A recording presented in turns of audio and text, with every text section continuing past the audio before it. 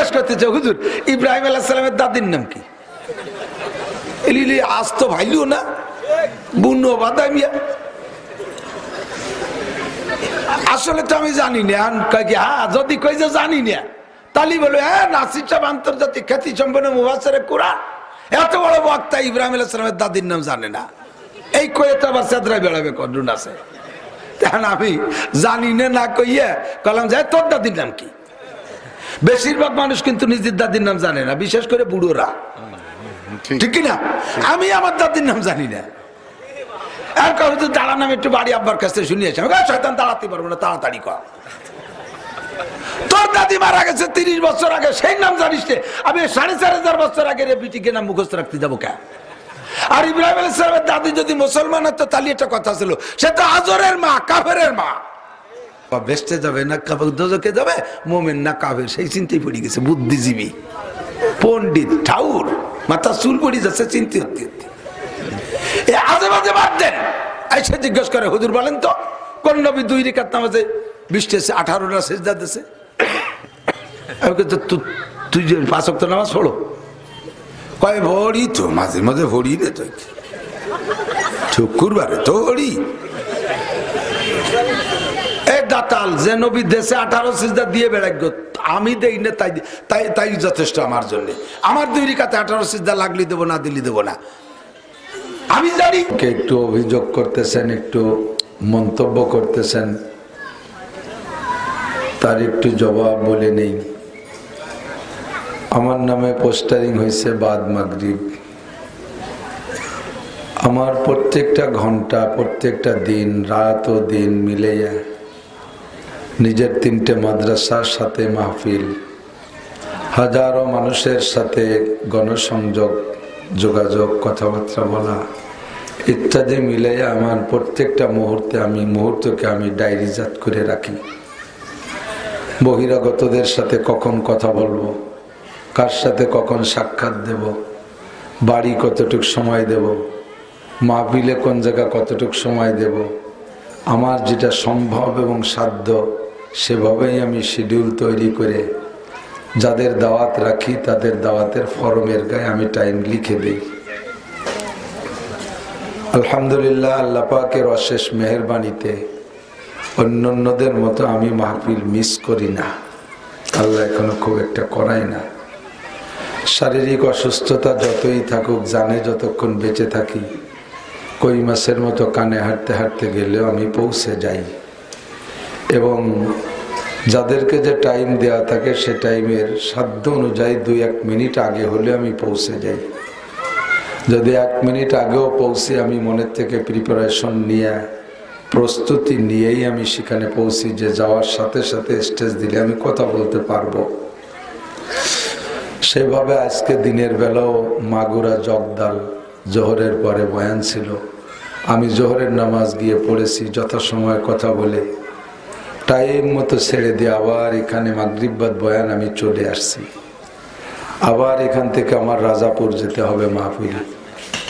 গত বছর এই মাহফিলটা ছিল রাজনৈতিক বাধার কারণে, হাফেজ সাহেব একটা অ্যাক্সিডেন্টের মুখী হয়ে গেলেন। আমি মাহফিল শেষ করে শেষ মাহফিল এখানে করব বিধায় রাস্তায় চলে আসছি। আসার পরে ভাটিয়াপাড়া আসলে আমাকে জানাইছে হুজুর হাফেজ সাহেবকে অ্যারেস্ট করে নিয়ে গেছে, মাহফিল হবে না, তাই চলে গেছি। খানিকটা দিনাও হলাম, ওনারা আমাকে কিছু রাহা খরচা দিয়ে আসে, সেটা তো আমার দিনা পরিশোধ হতে হবে। সেই অপেক্ষায় এবছর আমি সময় এখানে রেখেছি। সময় মতো না যাওয়ার কারণে এখানে আমি শেষ টাইমে বছর দিতে পারিনি। আজকের মাহফিলটার মূল টাইম রাজাপুরি আমার দেওয়া। দিনের বেলা তারা নেছে, মাগরিব বাদ এখানে। কর্তৃপক্ষের সিদ্ধান্ত আমি আসার পরে আমার কানে আসছে যে না, ঈশার পরে। তো আমার যে টাইম বন্টন করা আছে, একের পর একটা স্টেজ থেকে আর একটা স্টেজে উঠে দৌড়ে গিয়েই তো উঠা যায় না। আমি তো মানুষ, একটা গরু দিয়ে হাল চাষ করলেও তারে রেস্ট দেওয়া লাগে।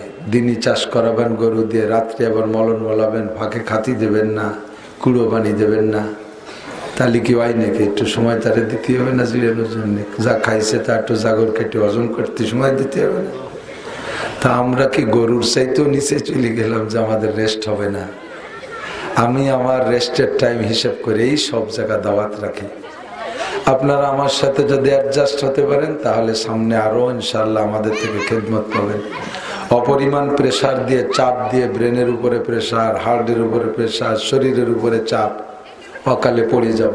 আমি তো মানুষ, লোহা লক্ষ্য তো না, লোহাও গসতে গসতে ক্ষয় যায়, পাথরও গসতে গসতে ক্ষয় যায়, কমিয়ে যায়। আশাবা সগীরা ওয়া আফনাল কাবির। আজ থেকে 25-26 বছর আগে একটা যুবক মানুষ আমি ময়দানে আসছি, আপনাদের আশেপাশে অনেক মাহফিল করেছি। ধীরে ধীরে এখন বৃদ্ধ হয়ে যাচ্ছি, 53 হয়ে গেছে বয়স। 40-এর পরেই মানুষ বার্ধক্যে চলে যায়। শারীরিক দুর্বলতা, অভ্যন্তরীণ দুর্বলতা, চোখের পাওয়ার কমে যায়, হার্ট, লাংস, ব্রেনের শক্তি কমে যায়, কি বলি তা মনে থাকে না, ধীরে ধীরে কমতে থাকে। তো 53 মানে আর নবী পাক সাল্লাল্লাহু আলাইহি সাল্লাম 63 বছরে মারা গেছেন। যদি আমি সে বয়সও পাই তো সর্বোচ্চ 10 বছর। আর এনি টাইম এভরিডে যে কোনো সময় মরে যাওয়াটাই স্বাভাবিক। মরণের কোনো ওয়ারেন্টি গ্যারান্টি নেই। ভুল বলেছি, হায়াতের কোনো গ্যারান্টি নেই, মরণের গ্যারান্টি 100-100। যে কোনো সময় ডাক আসলে চলে যেতে হবে, ঠিক কিনা? তো আপনারা আমাদেরকে যদি এতটুকু ইহসান আর দয়া না করেন তাহলে তো বেশিক্ষণ থাকতে পারবো না। এই ময়দানে বয়ান করেছেন আমাদের কত মুরব্বীরা। সেনাটের হুজুর মুজিবুর রহমান সাহেব চলে গেছেন, সুটপার হুজুর চলে গেছেন, আলী হোসেন সাহেব হুজুর চলে গেছেন, এই খরসতি মাদ্রাসার বড় হুজুর চলে গেছেন, আগের মুরব্বীরা কত চলে গেছে। এখন আমরা একটু মুরব্বীর পর্যায়ে চলে আসতেছি। আমাদেরকে একটু আদরে আল্লাদে না রাখলে বেশিক্ষণ টিকতে পারবো না, ভাব ভালো না। এমনি যে পরিমাণ খাদ্য খোরাকের ভেজাল, খাবার এসছে তেল বেশি, তেল এসছে দাম বেশি, এতে টিকার কায়দা নেই, বাঁচতে পারবো না। তো আল্লাহ পাক যতটুক বলায়, যতটুক সময় তৌফিকে কোলায়, এতটুকু আমরা তৃপ্তি থাকবো। রাজি আছি না ইনশাআল্লাহ? মাদ্রাসার দিকে সুদৃষ্টি রাখবেন না আপনারা? মন্তব্য খারাপ করো। তারা চাইছে যে একটু বেশি টাইম ধরে রেখে শেষ টাইমটা হুজুরে দিয়ে বলানো যায় নাকি, তাই তাদেরও দরদের অভাব নেই। বাকি আমার তো সময় বন্টিত, এই বন্টিত সময় আমাকে ঠিক রাখতেই হবে ইনশাআল্লাহ। আল্লাহ পাক আমাদের সকলকে কবুল করেন, আমিন। আমরা এখানে যত বয়ান আগেও শুনেছি, আরও বিগত সামনে ভবিষ্যৎ জীবনে যদি আল্লাহ বাঁচায় রাখে শুনবো। কোরআন হাদিস উলামায়ে কেরাম আমাদের সামনে বয়ান করে, আমরা শুনি। সব কিছু নিয়ে একটা গবেষণা করে রেজাল্ট আপনি নিজেই তৈরি করতে পারেন যে আলেম উলামারা আমাদেরকে কি বলে। এদিকে দিক নড়াচড়া, ছোটরা নড়বি তো, কিন্তু তোর বাড়ি বেরিয়ে এলে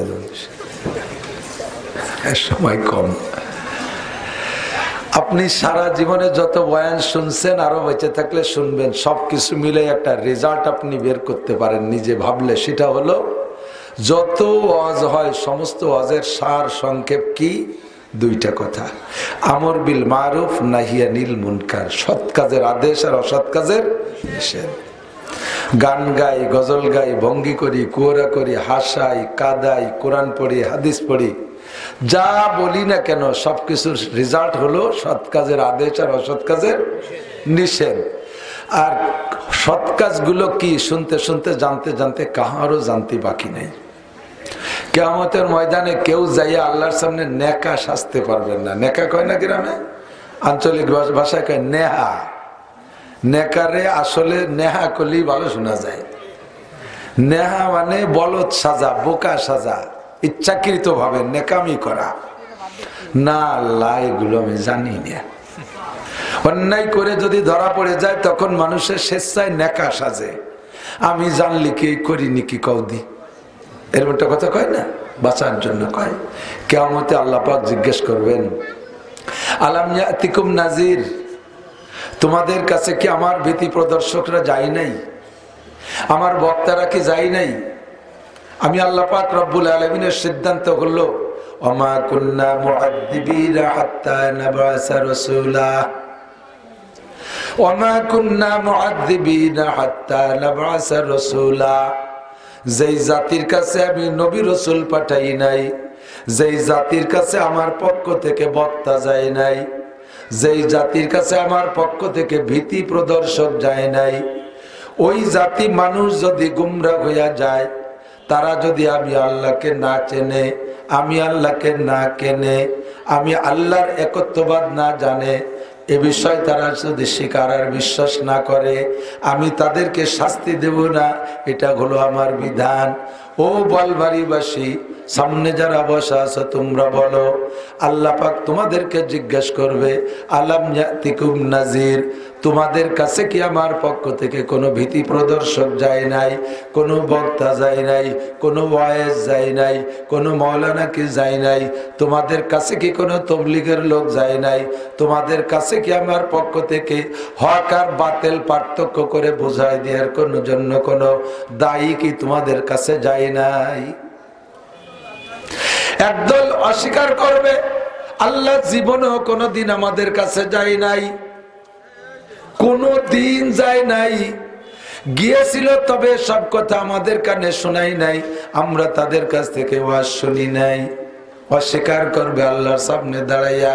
আল্লাহ পাক বলেন আল ইয়াউমা নাখতিমু আলা আফওয়াহিহিম, চুপ, কোনো কথা বলবি না। নাখতিমু আলা আফওয়াহিহিম, তোদের মুখ বন্ধ করে দেব। ওয়া তুকাল্লিমুনা আইদিহিম, তোর হাতে কথা বলবে। ওয়া তাশহাদু আরজুলুহুম, তোদের পায়ে সাক্ষী দেবে। দুইটি অঙ্গের কথা বলা হয়েছে, হাতে সাক্ষী দেবে, পায়ে সাক্ষী দেবে। উদাহরণ হলো অঙ্গ প্রত্যঙ্গে সাক্ষী দেবে। চোখে বলবে, স্বীকার করবে, জি আল্লাহ আমাকে নিয়ে গেছে, আমি চোখ দিয়ে দেখেছি হুজুর বয়ান করেছে। কানে সাক্ষী দেবে, আল্লাহ সব কথা হুজুর বলেছে, আমি কান দিয়ে শুনছি। ও চূড়া এখন মিথ্যে কথা কইতেছে, অস্বীকার করে। হাতে বলবে, আল্লাহ আমিও সেখানে সাথে ছিলাম, আমি সাক্ষী।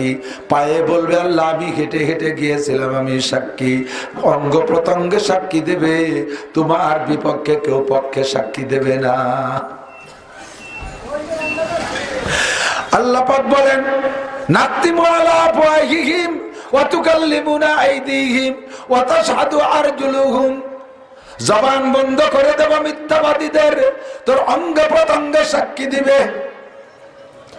আর আরেক দল বলবে, ক্বালু বালা কদ জাআনা নাযীর, জি আল্লাহ কপাল পোড়া আমাদের, দুর্ভাগ্য আমাদের, আমরা ভুল করেছি। আমাদের কাছে ভীতি প্রদর্শক গিয়েছিল, আমাদের কাছে বক্তা গিয়েছিল, আমাদের কাছে তবলিগ গিয়েছিল, আমাদের কাছে ওয়াইজরা গিয়েছিল, সব কথা আমাদের শুনাইছে। দুর্ভাগ্য আমাদের, আমরা কপাল পোড়া। ওই কথাগুলোকে শুনে দুনিয়ার থেকে আমলে আনি নাই, বিশ্বাস করি নাই, বয়ান অনুযায়ী আমল করি নাই। সামিনা শুনেছি আমরা, ওয়াসাইদা আর আমরা সাথে সাথে নাফরমানি করেছি।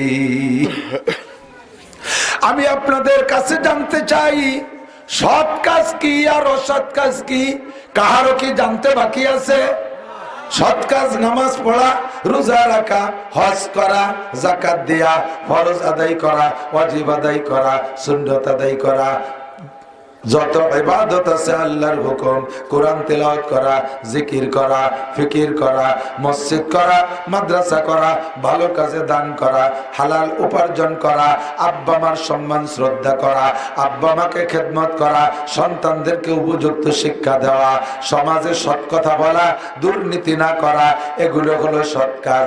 আর অসৎ কাজ কি তাও জানেন? মদ খাওয়া, গাঁজা খাওয়া, জিনা করা, ব্যভিচার করা, মিথ্যা কথা বলা, দুর্নীতি করা, টোন মারা, মন মারা, রাস্তা মারা, খাল মারা, বিজিএফ কার্ড মারা, পঙ্গু ভাতা বেছে ঘুষ খাওয়া, বিধবা ভাতা বেছে ঘুষ খাওয়া, এগুলো দুর্নীতি। কথা বলেন ঠিক কি ঠিক না? গান গাওয়া, গান শোনা, বাজনা করা ইত্যাদি ধর্মীয় অনুষ্ঠান, মুসলিম অনুষ্ঠানের ভিতরে অধর্মের কাজ করা, এগুলো সব শরিয়ত বিরোধী কাজ, দুর্নীতি, অন্যায়, এগুলো সবই আমরা জানি। সৎ কাজ আর অসৎ কাজ একটাও জানতে বাকি নাই। এবার সৎ কাজ আর অসৎ কাজ আমরা পার্থক্য করে জানি মুসলমানরা। আমাদের শিখাইলো কে?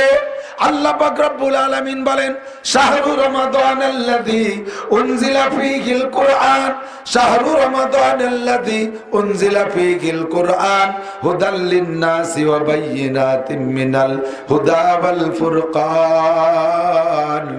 রমজান মাসে তোমাদের কাছে একটা গাইডলাইন আমি পাঠিয়েছি, একটা সংবিধান বই আমি দিয়েছি তোমাদের সৎ কাজ আর অসৎ কাজ চেনার জন্য।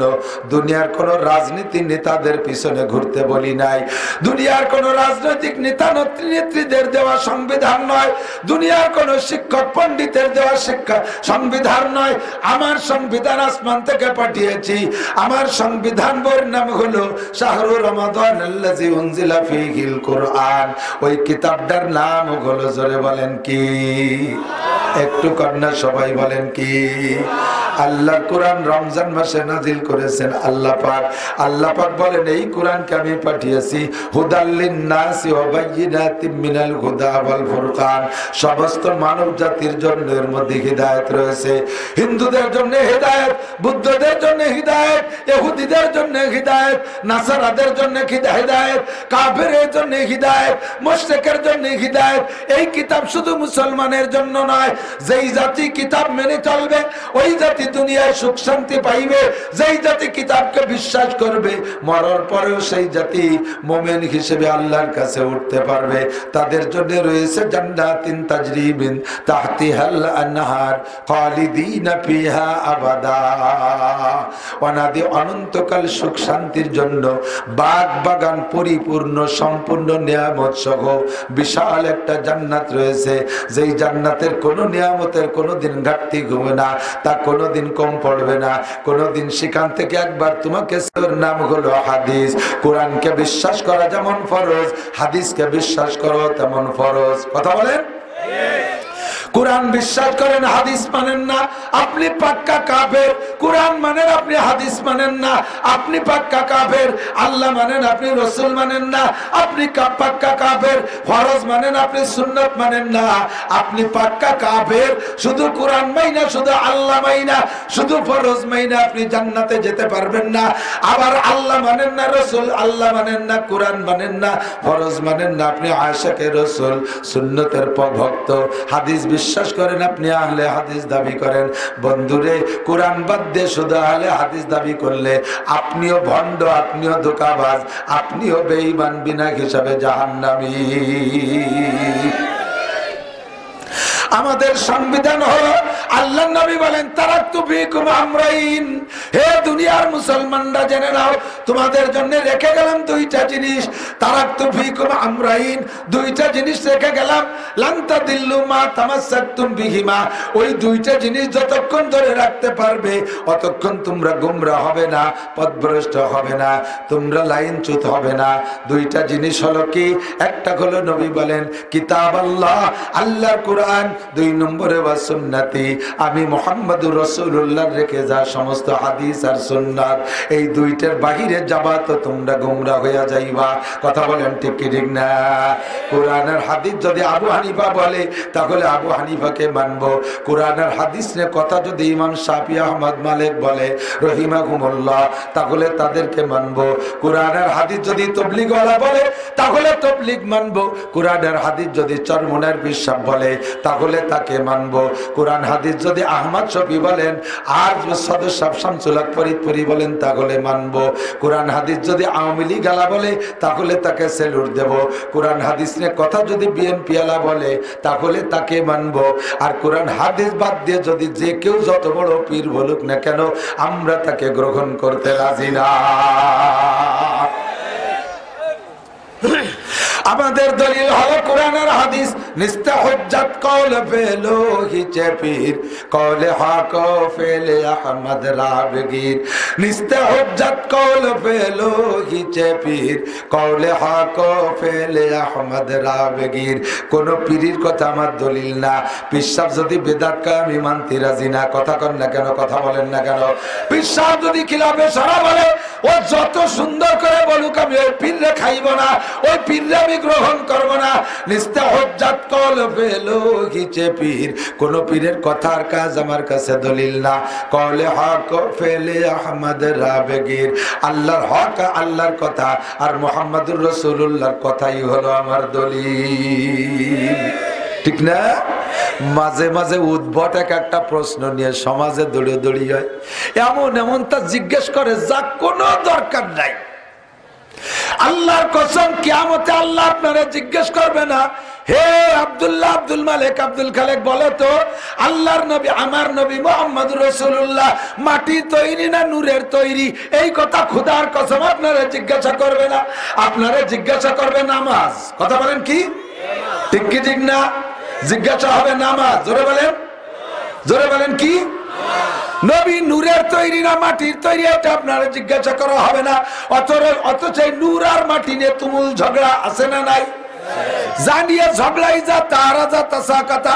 যে কোনো সালিসার মিটিং এ বসলে আপনারা নিজেরা মাতুব্বার যারা আছেন, চেয়ারম্যান সাহেব, এক চেয়ারম্যান আছে, রানিং চেয়ারম্যান সব চলে গেল, হাফেজ সাহেব, আপনারা বলেন যেখানে সালিশ বিচারে বসলে যে কথাটা নিয়ে এলোমেলো তর্ক হয়, যেটা নিয়ে ঝামেলা বাচ্চা ওইটা বাদ দে, তর্ক মর্ক বাদ দে, আসল কথায় আয়। নবী নূর না মাটি এইটা হাসরে মিজানে কোন জায়গা জিজ্ঞাসা হবে না, কবরে জিজ্ঞাসা হবে না, কবরে হবে মার রব্বুকা তোমার রবকে, ওমা দীনুকা তোমার দিন কি, ওমান নবিয়ুকা নবীকে তাই বলো খালি। নবী নূরের না মাটিরে জিজ্ঞাসা হবে না, কথা কোন ঠিক না? কাজে নূর আর মাটি নিয়ে আমার ঝগড়া করার দরকার আছে? জোরে বলেন আছে? আস্তে কনকান আছে নাকি জিজ্ঞাসা দরকার? কোনো দরকার নাই। যা জিজ্ঞাসা করবে না আমি তার সম্মুখীন হব না, তা নিয়ে আমার ঝগড়া করার দরকার কি? জিজ্ঞাসা করতে চাই হুজুর ইব্রাহিম আলাইহিস সালামের দাদির নাম কি? এলিলি আজ তো ভাইলিও না বুনো বাদামিয়া,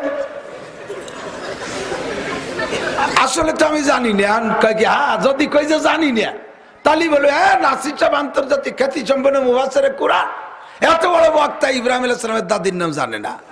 এই কয়ে তো আবার চেদ্রায় বেড়াবে কন্ডুন আছে। আমি জানি না কইয়া কলাম যায় তোর দাদির নাম কি?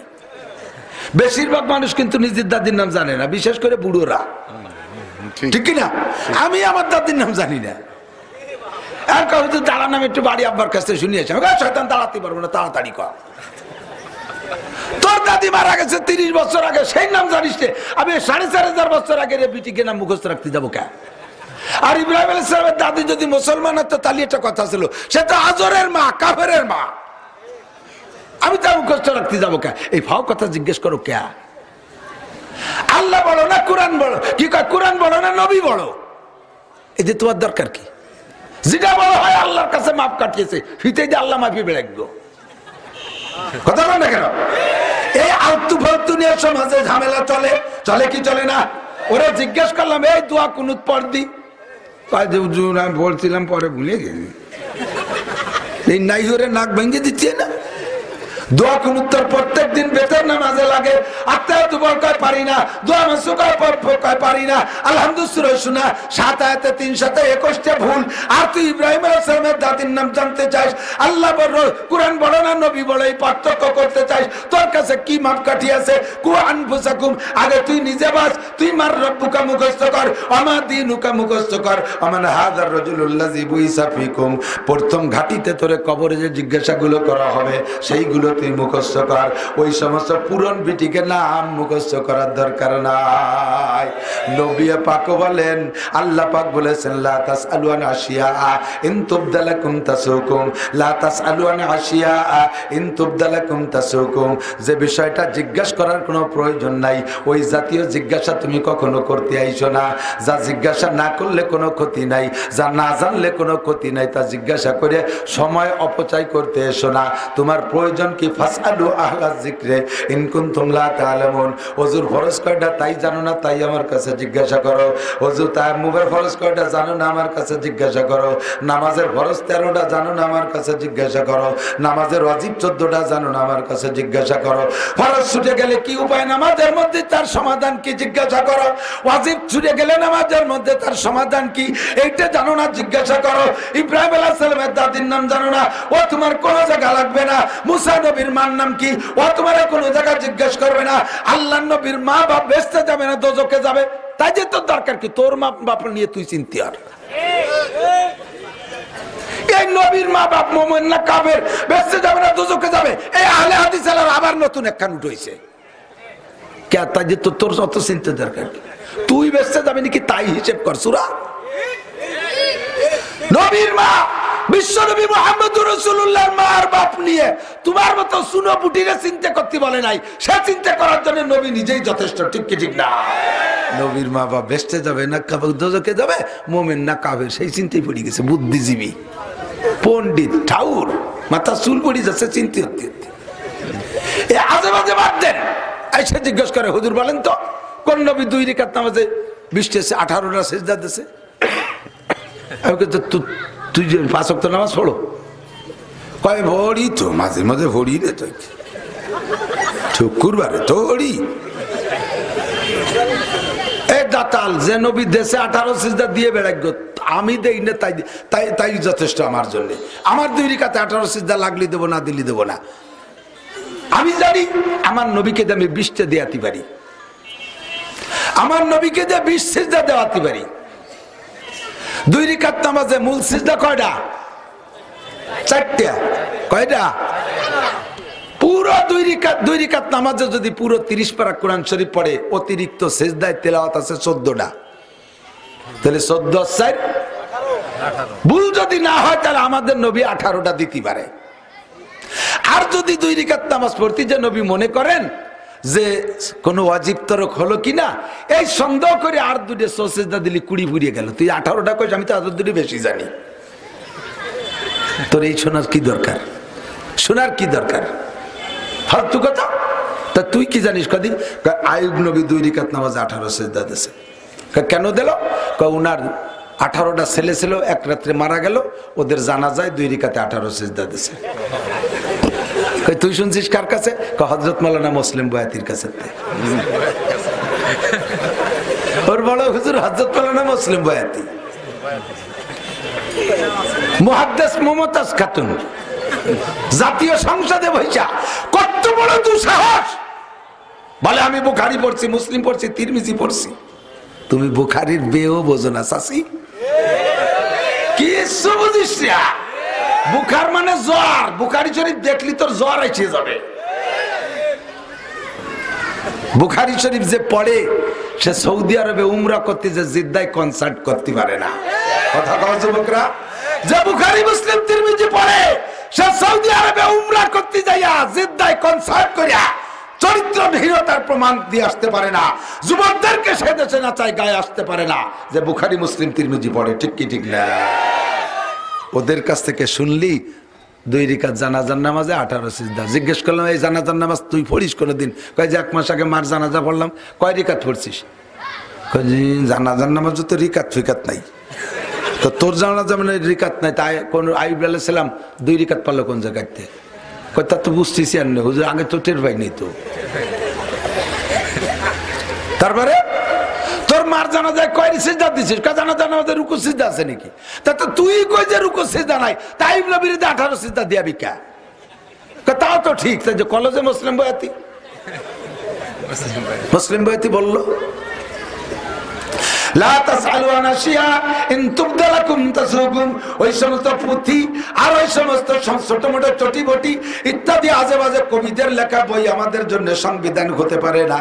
আমাদের সংবিধানের নাম হলো আলিফ লাম মিম। আমার সাথে একটু বলেন, আলিফ লাম মিম। কয়টা হরফ পড়ছেন? 3 তিরিকে 9টা হরফ পড়ছেন। আল্লাহর কসম, আপনারা যারা আমার সাথে পড়ছেন এক্ষুনি আপনার আমল নামায় 90টা নেকি লেখা হইয়া গেছে। হুজুর পড়লাম 3 হরফ 90 হলো কি করে? শুনেছি মান করা হকমান করা হরফম মিন কিতাবিল্লাহ ফালাহু হাসানাতুন ওয়াল হাসানাতু বিআশরি আমসালিহা। যদি কোনো ব্যক্তি কোরআনের থেকে একটা হরফ পড়ে আল্লাহ তাআলা তাকে 10টা নেকি দান করে। কন্যা সুবহানাল্লাহ। ফাঁকে আর একটু বলে যাই, সমাজে বিভ্রান্তি সৃষ্টি করার জন্য বহুত ফিতনা আসতেছে। একদল আইনে বেদাতকে চেপে ধরে বসে আছে, আর একদল আবার সুন্নতকে লুকাই দিয়া, সুন্নতকে সরাই দিয়া আমাদেরকে মূল সুন্নত থেকে বঞ্চিত করারও চেষ্টা চালাইয়া যাইতেছে। দুই দলের মাঝখানে আহলে হক উলামায়ে কেরাম আছে, সিরাতে মুস্তাকিমের উপরে সতর্ক থাকবেন। একদল আমাদের ভিতরে আবার প্রোপাগান্ডা চালাইতেছে, সাধারণ পাবলিকদেরকে ইবাদত থেকে বঞ্চিত করার একটা অপকৌশল। কয় কি কোরআন শরীফের তর্জমা না বুঝে পড়লে নেকি হবে না, কোরআন শরীফের তর্জমা না বুঝে পড়লে নেকি হবে না। একটু জোরে কর না নাউজুবিল্লাহ।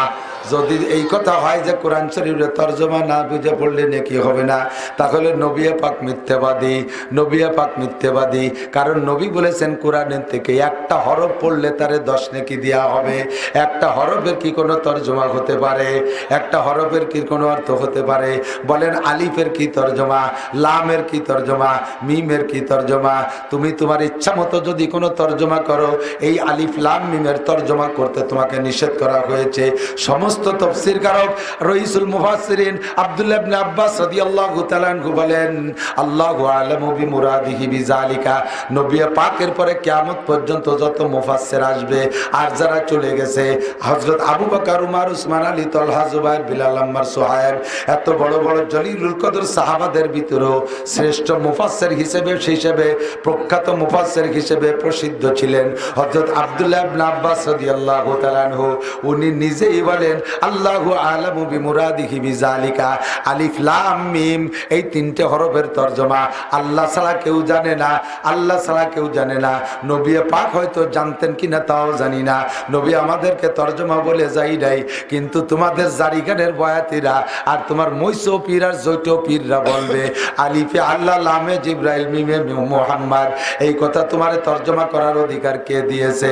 কোন মুফাসসির তাফসীরে জালালাইন আলা, তাফসীরে বাইজাবি, তাফসীরে কাশফ, তাফসীরে রুহুল মানি, তাফসীরে খাজেন, তাফসীরে মিজান, যত বড় বড় তাফসীরের মুফাসসির আছে সব মুফাসসিররা সারেন্ডার করে কয় আল্লাহু আ'লামু বিমুরাদিহি বিযালিকা। এই 3 হরফ না, এই রকম বিভিন্ন সূরার শুরুতে কাটা কাটা হরফ আছে, এটাকে বলে হরফে মুকাত্তাআত, কাটা কাটা হরফ। এতে জের জবর দেয়া নাই। আলিফ লাম মিম, হা মিম, ইয়াসিন, আইন সিন কফ, তাহা আছে না, এগুলোর কোনো হরকত দেয়া নাই। এই হরফগুলোর তরজমা আল্লাহ ছাড়া কেউ জানে না, কাজেই তুমি তরজমা করতে পারবা না। তবে প্রত্যেক এক একটা হরফে তোমার 10টা নেকি দেওয়া হবে। পাশাপাশি ওই ছোট্ট একটা শব্দ, ওটা একটা আয়াত, এদিক তাকান, ছোট্ট একটা শব্দ, ওটা একটা আয়াত। সূরা ইয়াসিনের শুরুতে ইয়াসিন আছে, তাহা একটা 2টা অক্ষর দিয়ে তাহা আছে, ওই 2 হরফই একটা আয়াত। এরপরে আর 2টা আয়াত পড়লে তার আপনি নামাজের মধ্যে এক রিকাতে 3 আয়াত হয়ে যাবে। আপনি রুকু দিয়ে সিজদা দিয়ে নামাজ শেষ করতে পারবেন, আপনার নামাজ পূর্ণ হয়ে যাবে। তবে ওর তরজমা কেউ জানে না। আলিফের তরজমা আল্লাহ, আর লামের তরজমা জিব্রাইল, মিমের তরজমা মুহাম্মদ। এরকম করলে গুনাহ হতে পারে, কাজেই আমি সেদিকে যাব না। কারণ এটা হলো শর্ট হ্যান্ড, ইংরেজিতে কয় শর্ট হ্যান্ড, আর বাংলায় কি বলে শর্ট হ্যান্ডের মানে সংক্ষিপ্ত হস্তলিপি, তাই তো নাকি বলেন? সংক্ষেপ হস্তলিপি, যে জায়গা বড় অক্ষরে অনেক কিছুতে লেখা লাগতো সেইটারে 1-2 অক্ষরের মধ্যে সেরে দেয়। যেমন ডয়াকারে ডা বিসর্গ ডাক্তার, নাকি কন? এখন কোন চেম্বারের সামনে যদি হয় ডয়াকারে ডা বিসর্গ, তাহলে আব্দুর রহমান, তাহলে কি বলবো? ডাক্তার আব্দুর রহমান। আর এরশাদ শিকদারের দুয়ারে যদি লেখা থাকে ডয়াকারে ডা বিসর্গ এরশাদ শিকদার, ও জায়গা কি ডাক্তার এরশাদ শিকদার? ও জায়গা ডাকাত এরশাদ শিকদার, ঠিক না? থানার সামনে যদি লেখা থাকে, থানার কক্ষের সামনে যদি হয় আকারে হা বিসর্গ আব্দুর রহমান, তাহলে কি বলবো? বলবো হাবিলদার আব্দুর রহমান, নাকি? আর হেফজখানার গেটে যদি হারাকারা হা বিসর্গ আব্দুর রহমান লেখা থাকে তাহলে কি হাবিলদার বলবো? হাফেজ আব্দুর রহমান পড়বো। কথা কোন ঠিক না? তাহলে এই হায়াকারে হা বিসর্গ শর্ট হ্যান্ড, এক এক জায়গায় এক এক তর্জমা, কে কোন উদ্দেশ্যে লেখছে তা আমি জানি না। আপনাদের আমাদের যে জেলা ডিস্ট্রিক্ট ইনচার্জ যে অফিসার, হ্যাঁ, তার নাম কি? ডিসি। কি নাম? ডিসি না? ডিসি সাহেব মানে ডিসি সাহেব, তাই তো? ডিসির মিনিংস কি যারা জানেন তারা বলেন তো? ডিসি মানে কি? Deputy commissioner, district commissioner. Thank you. DT district city commissioner. আমার বাড়ি পায়খানা আছে, সিলাপস ওই যে প্যান করিয়ে প্যান, ওতে বসে যায় যে ওর গায়ে লেখা ডিসি। কি কি দেখি এত বড় সম্মানীয় অফিসার, তাই লাগছে আমার পায়খানায়। আমি ডিসির উপরে পায়খানা করি। এ জায়গার ডিসি আর ও জায়গার ডিসির তর্জমা কি? এ জায়গার ডিসি মানে ডিস্ট্রিক্ট কমিশনার, তা বুঝি, কিন্তু আমার পায়খানায় যে ডিসি লেখা তার তর্জমা কি? এবার সিরামিক আলাদের কাছে জিজ্ঞেস করছি এই ডিসির মানে কি? কয় এটা ডিসি মানে হলো ঢাকা সিরামিক।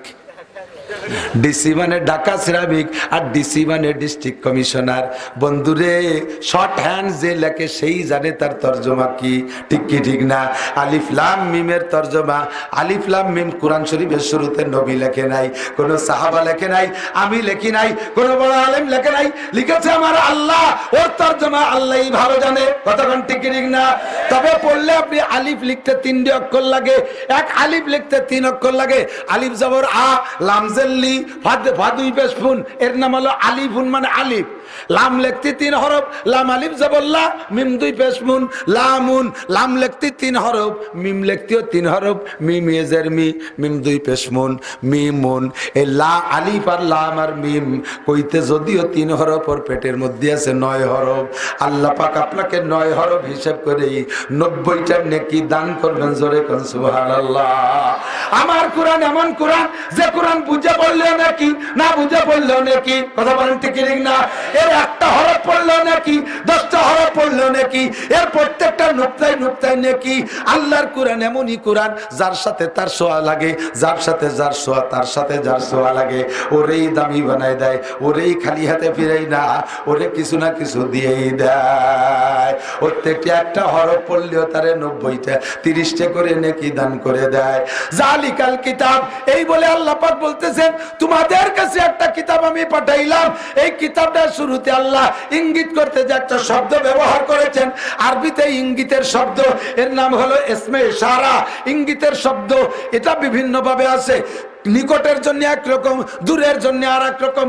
নিকটের জন্য পুলিঙ্গের জন্য হাজা, আর স্ত্রীলিঙ্গের জন্য হাজিহি, আর দূরের জন্য ব্যবহার হয় পুলিঙ্গের জন্য জালিকা। আল্লাহ পাক দূরের শব্দ ব্যবহার করে বলেন কিতাবখান আমার হাতের মধ্যে, কোরআন শরীফ আমার হাতের মধ্যে, অথচ আল্লাহ কয় জালিকাল কিতাব, ও দূরের কিতাব। দূর মতো একটু টাইনিয়ে করলে দূর বোঝা যায়, ঠিক না? কথার টানের ভিতরে তর্জমা আরো একটু পার্থক্য হয়ে যায়। একজনের জিজ্ঞেস করছে, এই তুই যে মাদ্রাসায় পড়িস, ও মাদ্রাসায় খাতি দেয় কেমন? কত খুব ঘন ঘন, আজ দেয় কাল দেয়, আজ দেয় কাল দেয়, আজ দেয় কাল দেয়। এতে বোঝা যাচ্ছে যে মিনিটি মিনিটি দেয়। অথচ আজ আর কাল 24 ঘন্টার ডিস্টেন্স। তোকে মাদ্রাসায় কিনে দেখ, কোন সকালে দেয় আর কোন দুপুরে দেয় আর সেই রাত্রি দেয়, কেমন জানি 1 মাস পর পর দেয়। সুরের বাচন ভঙ্গিতে তর্জমার মধ্যে পার্থক্য খানিকটা বোঝা যায়। কথাখান ঠিক না? জালিকাল কিতাব, যেই কিতাব কানবে হাতের মধ্যে নাড়াচাড়া করতেছো, এইটারে আল্লাহর বলা দরকার ছিল হাজাল কিতাব। এই যে এই কিতাব তা না কইল জালিকাল কিতাব, ওই কিতাব দূরের কিতাব। বোঝা যাচ্ছে এই কিতাবের বাড়ি আমার বাড়ির কাছে না, এর বাড়ি ফরিদপুর না, এর বাড়ি গোপালগঞ্জ না, এর বাড়ি মক্কা মদিনা না, এই কিতাবের বাড়ি বহুদূর। দূরের জায়গার নাম হলো লৌহে মাহফুজ। লৌহে মাহফুজ এখান থেকে কয় মাইল হবে? 77। বল মারি। জমিন থেকে প্রথম আসমানের দূরত্ব 500 বছরের পথ, আর প্রথম আসমানটা পুরো আর 500 বছরের পথ। এই দুইটা মিলে যতটুক দুই আসমানের মাঝখানে ফাঁকা ততটুক, এই তিনটে মিলে যতটুক দ্বিতীয় আসমান মোটা ততটুক, চারটে মিলে যতটুক পরের ফাঁকা ততটুক, পাঁচটা মিলে যতটুক পরের মোটা মোটা ততটুক, এমন করে 7 ফাঁকা আর 7 আসমানকে এইভাবে গুণ করতে করতে যাইয়া যত দূর হবে এই জমিন থেকে লাস্ট যেখানে, সেখান থেকে আরো অতখানি দূরে যাইয়া বাইতুল মামুর, ফেরেশতাদের মসজিদ, এখান থেকে বাইতুল মামুর যত দূর, ওখান থেকে আরো অত দূর সিদরাতুল মুনতাহা, সীমান্তের কুল গাছ, তাহলে কত দূর, এখান থেকে সিদরাতুল মুনতাহা যত দূর, ওখান থেকে লৌহে মাহফুজ আরো অত। আঙ্গুলির মাথায় বাঁধাইয়ে ওনার আঙ্গুলি বাঁধাই দিয়েছে। আমাকে ছোটবেলায় দোস্ত ফাতাতাম, আঙ্গুলি বাঁধাইয়ে, ওনটা দোস্ত ফাতাতি এসে তালিম করি।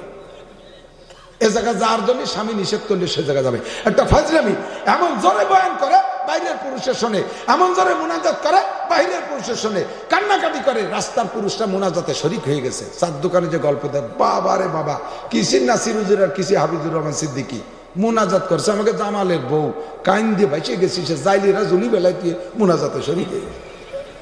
প্রথম সাময়িক, দ্বিতীয় সাময়িক, ফাইনাল পরীক্ষায় যারা কৃতকার্য হয় তাদেরকে আমরা উপরে উঠাই। কিন্তু আমার এই যে ওয়াজের ময়দানে যে মাদ্রাসাটা, এই মাদ্রাসার ছাত্রদের কোনো উন্নতি অগ্রগতি দেখতেছি না।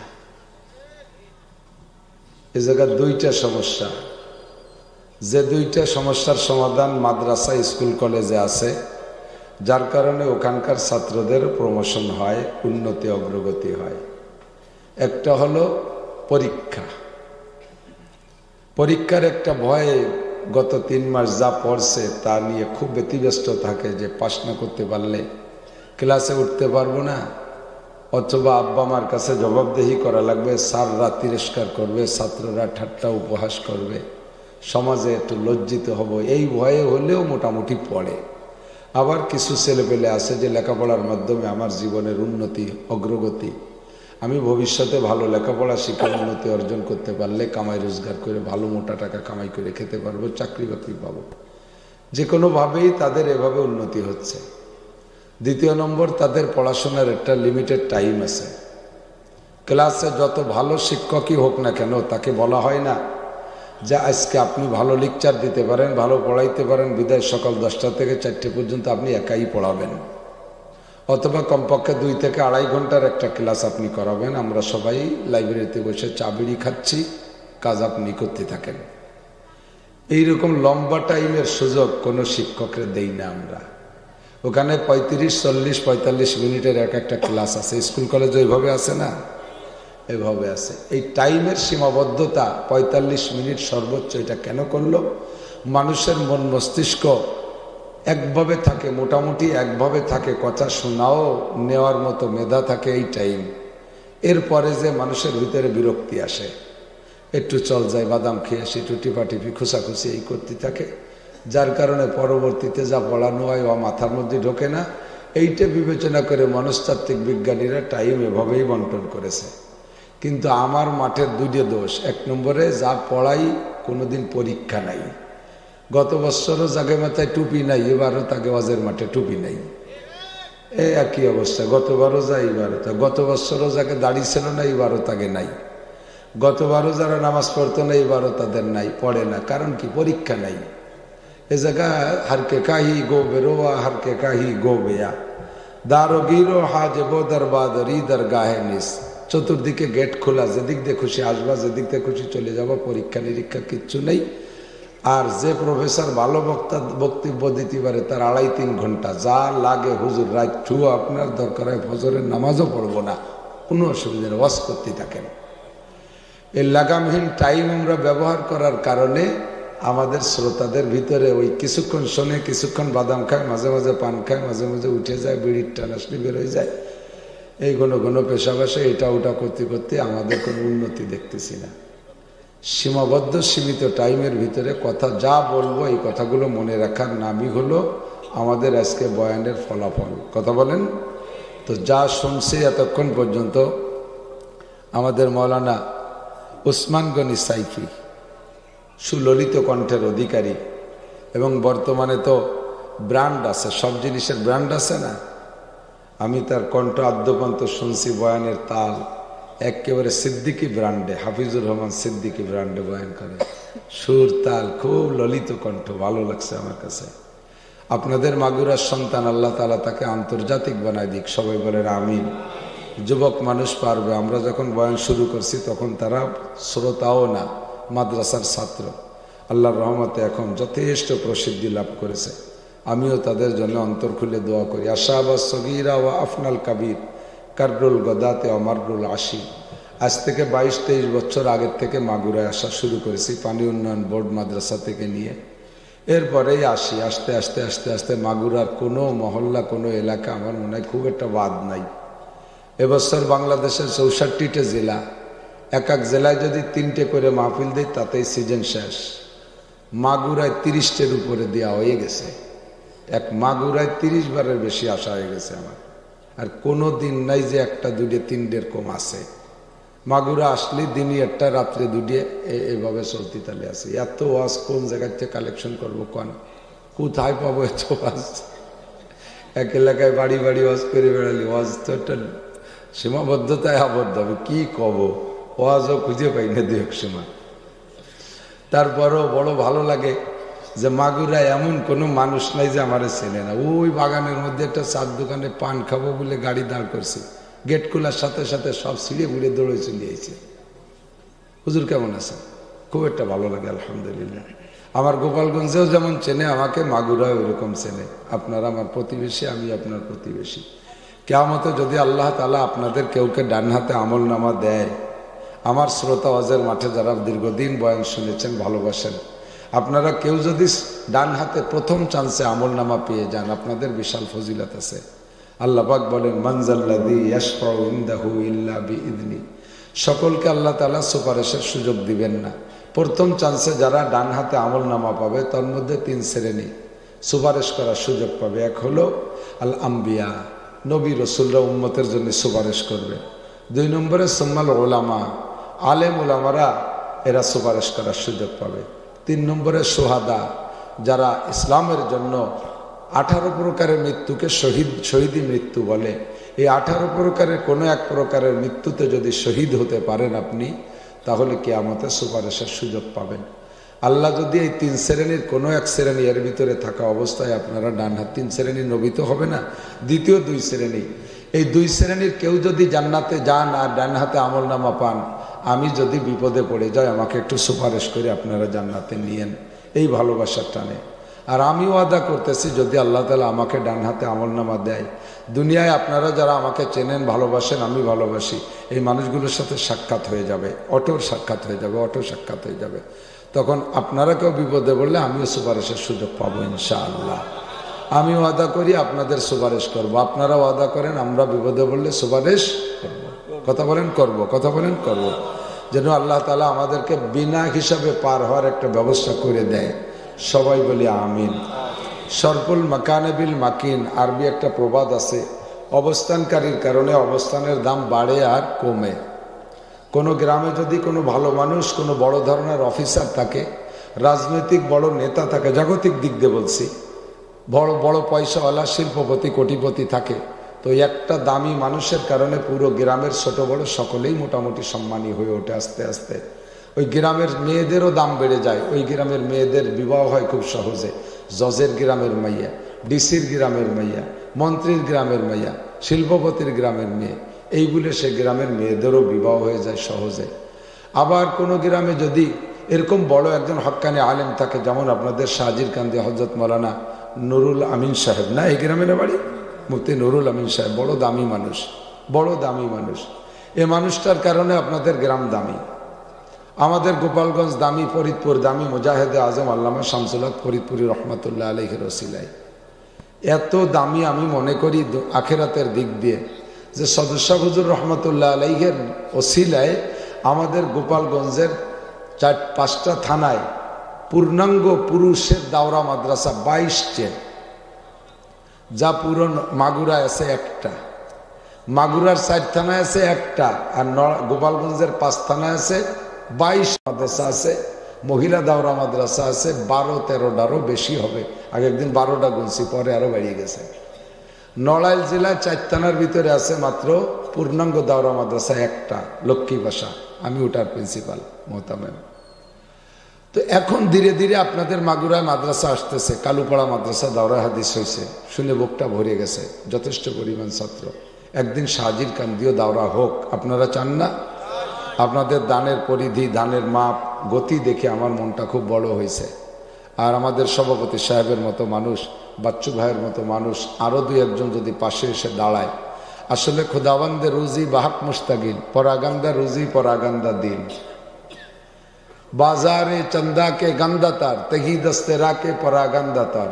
বাজারে চাউলির কেজি 5 টাকা, আলু 2 টাকা, মুসুরির ডাল 10 টাকা, তেলের লিটার 10 টাকা, চিনি 5 টাকা। খুব নিম্নমানের নিচু মানের দাম না? খুব সহজ কিনা? খুব সহজ। কিন্তু আপনার পকেটে টাকা নেই 1 টাকাও, তাহলে ওই 5 টাকার চাউল আপনার কাছে 500 টাকা। খুদাবন্দে রুজি বাহাক মুস্তাগিল, পরাগান্দা রুজি পরাগান্দা দিন। পকেটে যদি টাকা থাকে তাহলে নামাজের মধ্যে সুরকিরাতের মধ্যে একাগ্রতা আসে খুব। একেবারে এ পকেটে 500 টাকার নোট 1 বান্ডিল, এ পকেটে 1000 টাকার নোট 1 বান্ডিল, এ পকেটে 50 টাকার নোট 1 বান্ডিল, 100 টাকার নোট 1 বান্ডিল, 200 টাকার নোট 1 বান্ডিল। বাজার করব, কত করব, নামাজে দাঁড়াইছি একাগ্রতার সাথে, আর আল্লাহকে হাজির নাজির জানিয়ে। পকেটে টাকা নেই, চাইরে নাও, পিছন দিয়ে মাইয়েডা এসে বস্তা নিয়ে বারবার সিগনাল দিয়েছে, আব্বা তাড়াতাড়ি নামাজ শেষ করো। তাও হিসাব আইসে, মা হিসাব আইসে, ছোট বাবা আইসে, বড় বাবা আইসে, দুলো ভাই আইসে, সাথে 12-13 জন নিয়ে আইসে। বাজার করতে হবে। বাপে এই সিগনাল শুনে সুরকিরা সব ভুলিয়ে গেছে। শেষমেশ কোনো মতে আত্মায়াতুতে যে বইছে, আত্মায়াতুতে বসার পরে সে আত্মায়াতুর ফাইনালে যেতে পারতেছে না, তা খালি আর একদিক চলে যায়। আত্মায়াতুলিল্লাহি রাব্বিল আলামিন আর রহমানির রহিম মালিকি ইয়াউমিদ্দিন। গয়রিল মাগদুবি যে মনে পড়ে যে আত্মায়াতুর মধ্যে তো গয়রিল নাই, আবার গোড়ায় চলে আসে। পকেটে টাকা নাই তা কি করবে? নামাজ খালি এদিক সেদিক চলে যাচ্ছে। এই জন্যই বলা হয় খুদাওয়ান্দে রোজি বাহাক মুস্তাকিল। আজ থেকে 1200 বছর আগের মানুষ সুফিয়ান সাউরি রহমতুল্লাহ আলাইহি, বুজুর্গ যারা আগে চলে গেছে তারা বড়রা চলে গেছে। কথা বলেন, আহমদ শফি সাহেব চলে গেছে, আর সেকেন্ড আহমদ শফি সাহেব পয়দা হয় নাই। ফজলুল করিম চরমনায় পিসা হুজুর রহমতুল্লাহ আলাইহি চলে গেছেন, তেনার ছেলেরা অত যোগ্য না। হজরতের ভিতরে যে মারেফাত ছিল সেই যোগ্যতা হজরতের ছেলেদের মধ্যে আসে নাই। আবার ফজলুল করিমের আগে ওনার আব্বাজি ছিলেন ইসহাক রহমতুল্লাহ আলাইহি, সাহেবে মারেফাত। বসলেই মানুষের অবস্থার দিক থেকে সাহেবে কাশফ, মানুষের হালাত টের পাইতেন। এই মানুষটা চলে গেছে, সেই স্থান শূন্য, স্থান পূর্ণ হয় নাই। এমন করে যাইতে যাইতে সাহাবাই কিরাম চলে গেছে, পরবর্তীতে যারা আসছে তাদের স্থান দখল করতে পারে নাই। আজ থেকে 1200 বছরের আগের বুজুর্গ পীর মাশায়েখ আর এই জামানার পীর মাশায়েখদের ভিতরে আকাশ পাতালের পার্থক্য। সেই কালের বুজুর্গ সুফিয়ান সাউরি রহমতুল্লাহ আলাইহি, বহুত বড় শাইখুল হাদিস, বহুত বড় মুহাদ্দিস, বহুত বড় বুজুর্গ। ওই বুজুর্গ সেই আমলে 1200 বছর, মানে সাহাবাই কিরামদের থেকে মাত্র 250 বছর পরে, ওই সময় বলতেছিলেন কানাল মালু ফিমা মাজা ইকরাহু ওয়াল মালু আল-ইয়াওমা তুরসুল ঈমান। এক সময় চলে গেছে যেই সময় মালকে মানুষে ঘৃণা করত, মালকে অপছন্দ করত। জুতার উপরে টাকা পড়ে রইছে, ঘৃণাতে সেই জুতা পরতো না, যে জুতার মধ্যে দুনিয়া ঢুকছে, আমি দুনিয়াদার জুতার মধ্যে পা ঢুকাবো না, এত ঘৃণা করত। যদি টাকা ফেলানো থাকতো পায়ের কাছে, জুতো দিয়ে পা দিয়ে টাকারে সরাই দিয়ে জুতা পরতেন। এরকম ছিল মানুষের দুনিয়ার প্রতি ঘৃণা। এক সময় ছিল, সে সময়টাকে উনি বলেন সাহাবাই কিরামদের জামানা, তাবেঈনদের জামানা, তাবেঈনদের জামানা, আইম্মায়ে ফুকাহাদের জামানা, আবু হানিফ, শাফি, আহমদ, মালিক, এনাদের জামানা, বুখারী, মুসলিম, তিরমিজিদের জামানা। এবার উনি বলেন আল মালু আল-ইয়াওমা তুরসুল ঈমান। বর্তমানে মাল হলো ইমানের ঢাল, মাল ইমানের বেড়া, ক্যাডান্স, কারিতাস, বিয়ার দেবী, স্বনির্ভর জাগরণী চক্র, আশা, প্রশিকা, গ্রামীণ ব্যাংক, এই এনজিও গুলো দেশে দেশে আছে না নাই? আপনাদের এলাকায় তো নাই। কোনো একটা বাড়ি নাই যে সেই বাড়ি 2-1 সমিতির সদস্য নাই। যতগুলো এনজিও, সব এনজিও সুদের উপরে প্রতিষ্ঠিত। মুসলমানের দোয়া আল্লাহর কাছে কবুল না হওয়ার কারণ হলো যেগুলো, তার মধ্যে একটা হলো মানুষের রুজি হালাল নাই, ইনকামের মধ্যে হারাম ঢুকছে, সুদের টাকা ঢুকছে, ঘুষের টাকা ঢুকছে। চুরা টাকা ঢুকছে, ডাকাতি করা টাকা ঢুকছে, বিড়ি বেচা টাকা, সিগারেট বেচা টাকা, ইয়াবা বেচা টাকা, গাঁজা বেচা টাকা, ফেন্সিডিল বেচা টাকা, হিরোইন বেচা টাকা। আছে না নাই? যারা এই আকাম করে তারা মনে মনে বসছে, হুজুর শুনলো কি রে, হুজুর জানে কি রে, কোহে তুলে গাই দিল। আছে এর মধ্যে, আছে না নাই? বাছাই করবো না আল্লাহ, যেহেতু চুপ করে আছে কাজে আমরাও ধরবো না। তবে যাদের রুজির মধ্যে হারামের অংশ আছে, ওই লোকটা কাবা ঘরের উপরে ছাদের পর বসে যদি মোনাজাত করে, ওই লোকটার মোনাজাত আসমানে ওঠে না। সবে কদরে দোয়া করলে দোয়া কবুল হয় না, সবে মেরাজে দোয়া করলে দোয়া কবুল হয় না, সারা রমজানে একটা দিনও তার দোয়া কবুল হয় না, সবে বরাতে কানলেও দোয়া কবুল হবে না। কারণ তার রুজির মধ্যে হারাম। খাইছে হালাল, পোশাক সব হালাল আছে, কিন্তু এক জোড়া জুতা কিনতে যাইয়া, এক জোড়া মোজা কিনতে যে মোজাটা পায় আছে, ওই মোজা কিনতে যাইয়া দাম দর ঠিক করছে 25 টাকা। লাস্টে 5 টাকা না দিয়া কয় আগামী হাটে দেব 5 টাকা। ওই 5 টাকার কোনো দিন দেয় নাই, আর দেওয়ারও নিয়ত নাই। ওই মোজা পরে নামাজ পড়তেছো, তোমার নামাজ তো কবুল হবে না। খুঁজে দেখে, আছে না নাই? ও মুসলমান, টাকার কাছে দুনিয়ার কাছে ঈমান বিক্রি হয়ে যায়। হাজার হাজার নারীরা দেহ ব্যবসা করতেছে 2টা পয়সার অভাবে। হাজার হাজার মানুষ মিথ্যা সাক্ষী দিচ্ছে 2টা টাকার লোভে। আছে আছে, টাকা দেব সাক্ষী দিবি। মারামারি হয়েছে যেদিন, সেদিন সাক্ষী সাহেব ছিল সৌদি আরবে।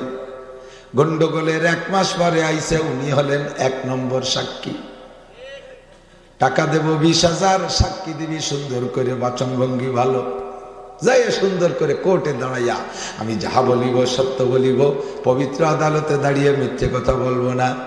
আমার আব্বাও মিথ্যে কথা বলেন, আমাকে গোষ্ঠীতে সে স্বভাবই নাই। আমার সামনে ঘটনা ঘটেছে, আমি দেখলাম জামাল কামালের মাথায় রামদাও দিয়ে কোপ দিল। সে সময় উনি ছিল সৌদি আরব। কত বড় বুজুর্গ, ওই জায়গাতেই দেখছে। 20,000 কাছে টাকার কাছে বিক্রি হয়েছে সাক্ষী। মাতুব্বাররা ঘুষ খেয়ে বিচার করে। মাতুব্বার এলাকায় আছে, আছে আছে আছে, ভুড়ি ফাড়িয়ে ফেলাই দেবে মাতুব্বার। যেই জিব্বে যে টাকা খাইছি, জিব্বেটা কাটিয়া জাহান্নামের আগুনে নিক্ষেপ করা হবে। কানাল মালু ফিমা মাযাইকরাহু ওয়াল মালু আল-ইয়াওমা তুরসুল ঈমান। বর্তমানে টাকা হলো, মাল হলো ঈমানের ঢাল।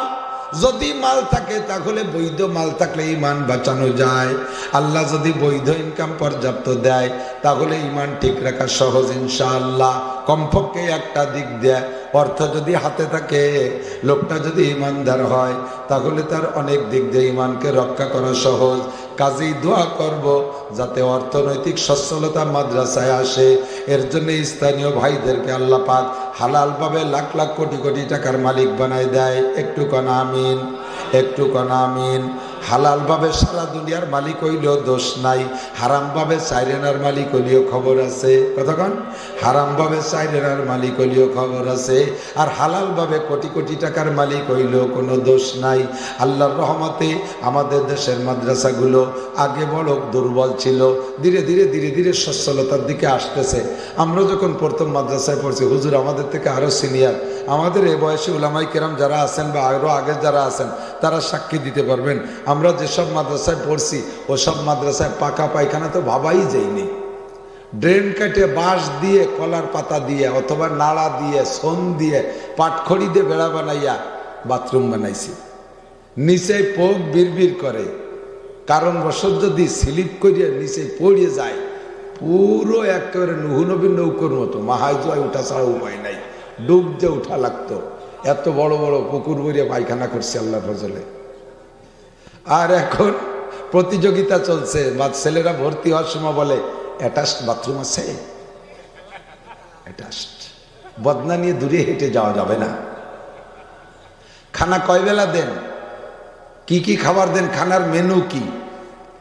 ওয়াল্লাহে খাবারের যে কষ্ট আমরা ছোটবেলায় দেখছি, সেদিনকের কথা। আমাদের মুরব্বীরা আরো অভাব দেখছে। বাংলাদেশ স্বাধীনের পরে তো আমরা মাদ্রাসায় পড়ছি। আজ থেকে 40 বছর আগে ভর্তি হয়েছি মাদ্রাসায়, 40-42 বছর আগে। এই 42-43 বছর আগে যা দেখছি, 2 ওয়াক্ত ছিল বোর্ডিংয়ের খানা, সকালবেলা 2টা রুটি, বিকেল বেলা 1.25 পোয়া চালির ভাত, 300 টাকা কইতো, 300 টাকা চালির ভাত, ঠিক না হুজুর? ডাউল ছিল এমন সুন্দর, উপরের পাত্তা দিয়ে অজু বানানো যাবে, তার মধ্যে কোনো মশলা লাগবে না, ডিসকালার হতো না উপরের পাত্তা। মাঝেরটা নিয়ে একটু ইখতিলাফ ছিল, হবে কি হবে না। আর নিচে কাঁচা দিয়ে নামলে 2টা ডাইল পাওয়া যেত, ওলঙে ডাইল উঠতো না। ওলং ছিলেন তো, নারকেলের আশা দেখি মানে ওলং বানায় না, এত একই ভাষা। এই ছিল তরকারি, তাই খাইতাম, উস্তাদের মাইর খাইতাম, তারপরও মাদ্রাসা ছেড়ে যাইতাম না। আর ইদানিং একটা ছেলেকে একটা পিটেন দিলে ও যাইয়া গ্রাম ধরে ডেকে নিয়ে আসে, আমার হুজুর মারছে, আর গ্রামের লোকে যাইকে চলে আসে, হুজুরের হলকম টেনে ছিঁড়ে ফেলে দেয়, এ রাজাকার গেল কোন জায়গায়, এ জঙ্গি গেল কোন জায়গায়, এ জঙ্গি কারখানা খুলছে, ছেলেদের মারি ধরে সাফ করতেছে। যারা ছেলেদের পক্ষে এইভাবে আছে উস্তাদের পর আক্রমণ করবেন, ভালো করে ওয়ারেন্টি 100% ওয়ারেন্টি দিয়ে দিলাম, ওই ছেলেটা মানুষ হবে না। ছেলেটার পায়ে আপনি কুড়াল মারছেন। হযরত আলী বলেন, মান আল্লামানি হারফান, যে আমারে একটা অক্ষর শিক্ষা দিয়েছে, কয়টা? একটা হরফ শিক্ষা দিয়েছে, ফাহুয়া মাওলায়া, সে আমার মালিক, আমি তার গোলাম। ফাহুয়া মাওলায়া, সে আমার মালিক, আমি তার গোলাম। ইনশা বানি ওয়া ইনশা তাকানি ওয়া ইনশা ইস্তারাকানি, মালিকে যেমন গোলাম রে রাখলেও রাখতে পারে, বেচলেও বেচতে পারে, আজাদ করলেও করতে পারে। আমার উস্তাদ একটা হরফ শিক্ষা দিয়েছে, উস্তাদ আমার ইচ্ছা করলে বাড়ির কাজের লোক বানায় রাখতে পারে, মনে চাইলে অন্য জায়গা বেচে দিতে পারে, মনে চাইলে আমাকে আজাদ করে দিতে পারে, যাও বাবা আর এক জায়গা তুমি খেদমত করো। উস্তাদের কাছে ছাত্র এমনভাবে আত্মসমর্পণ করে থাকতে হবে, নিজেকে নিজে মিটাই দিতে হবে। খেসেরা রঞ্জুরে সাজো জারে জার তা তোরা বিরু কুনাদাজ ইশতেহার। আমি মাওলানা নাসির, আল্লাহ আমাকে পর্যন্ত নিয়ে আসছে, আমার বডি কোয়ালিটি সুন্দর না, স্বাস্থ্য চেহারা মোটেই ভালো না, আমার পোশাক আশাকের ডক নাই, সাথে একখান গামছা নিয়ে ঘুরি, মাঝে মাঝে লুঙ্গি ভরে স্টেজে উঠি, আমার গায়ে আবা নাই কাবা নাই, কাণ্ড কোনো ডক শখের দ্বার আমি দাঁড়ি না, 3-4টে মোবাইল নিয়ে আসি না, ল্যাপটপ নিয়ে আসি না, গ্রাম্য বাংলায় কথা বলি, একেবারে গোপালী বাংলার একটা আমি ছাড়ি না। সারাটা বাংলাদেশে আল্লাহ পাক আমাকে পৌঁছে দিয়েছেন এর 2টা মাধ্যম। 1 নম্বরে আমার আব্বা আমার পরাণ ভরা দোয়া, 1 নম্বরে আমার আব্বা আমার দোয়া, 2 নম্বরে আমার একদিনের লাঠির বাড়ি এর মাধ্যম। গহরডাঙ্গা মাদ্রাসায় পড়ি, হুজুর গহরডাঙ্গা করছেন না? হুজুরের উস্তাদ, আমার উস্তাদ হযরত মাওলানা শফিউল্লাহ রহমাতুল্লাহ আলাইহি চৌমুহনী হুজুর, বুখারী শরীফ পড়ান, তিরমিজি আউয়াল পড়ান, তারপর তহাবি শরীফ পড়ান, 2-3টে হাদিসের কিতাব হুজুরের কাছে পড়েছি। রাতের বেলা বুখারী শরীফ পড়ায়, এ ছাত্ররা মনে রাখ, শিকায়াত কুনাধার কে উস্তাদেরা, গ্রেফতারে বাসাত বালা চারেরা, একে আকেল মশফরা মুশবাদ, দেখার তঙ্গে রুজি বা দুনিয়া সবাদ, সুয়ামা কে শখসা শবে মিরাজ জওয়া, চাহারম বে ইমা রওয়া 10 জাহা। উস্তাদের নামে যদি নালিশ করিস আর উস্তাদের সাথে বিয়াদবি করিস, উস্তাদের নামে শিকায়ত করিস, তাহলে 4টে বিপদে পড়ে যাবি, 4টে বিপদে পড়ে যাবি। 1 নম্বরে যা পড়বি মনে থাকবে না, 2 নম্বরে রুজির অভাব কাটবে না, যত বড় আলেম হও, যত বড় পণ্ডিত শিক্ষিত হও, কোনো জায়গায় যে তুমি রুজিতে ভালো ব্যবস্থা পাইবা না। 3 নম্বরে হায়াত খাটো হয়ে যাবে, অল্প বয়সে যেখানে সেখানে পড়ে যাবা।